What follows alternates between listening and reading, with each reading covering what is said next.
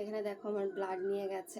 সব থেকে আগে এটাই ভয় হয় যে কোনো কিছু যদি কোনো কিছু হয়ে যায়, তাহলে ও এত ছোট, মানে কি করে মানুষ হবে, কি করে বড় হবে, সেই একটাই শুধু ভয়। শুধু আমার নয়, হরলিক্স খাওয়া হচ্ছে সকালবেলা, বেবি বেবি ফিলিংস হচ্ছে।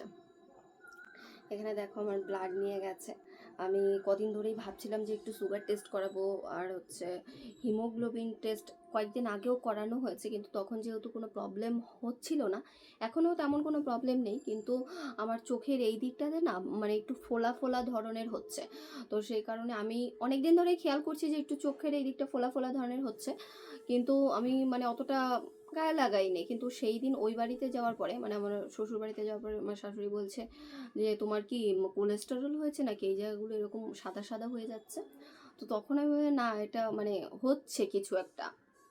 তো থাইরয়েড আগেই টেস্ট করিয়েছিলাম, তো থাইরয়েডে তেমন কিছু নেই, তবে সুগার ফাস্টিং আর হচ্ছে হিমোগ্লোবিন আর হচ্ছে কি বলে ভিটামিন ডিটাও টেস্ট করতে দিয়েছি, হিমোগ্লোবিন, ভিটামিন ডি আর হচ্ছে কোলেস্টেরল। এইগুলোই টেস্ট করিয়ে তারপরে দেখি আপাতত রেজাল্ট কী বেরোয়। মনের মধ্যে মানে মনে হচ্ছে কিছু হবে না, তারপরে আবার মনের মধ্যে ভয় হচ্ছে কি হয় কি হয়, এই একটা রোগ আর কি। যদিও কিছু মানে না হয়, সেটাই চাই ঠাকুরের কাছে, তোমরা সবাই প্রার্থনা করো কিছু হবে না জানি, তারপরেও মানে মনের মধ্যে কেন জানি একটা ধুক ধুক ধুক ধুক ভয় লাগছে। রিপোর্ট না আসা অবধি ভয়টা থাকবে আর কি। চলো, রিপোর্ট আসলে আবার তোমাদের সাথে জানানো হবে যে কি হয় না হয়। সব থেকে বড় ভয় কি জানো তো, এখন কিছু হলেই সবার আগে মনে হয় যে আমার যদি কিছু হয় আমার মেয়েটাকে কে দেখবে।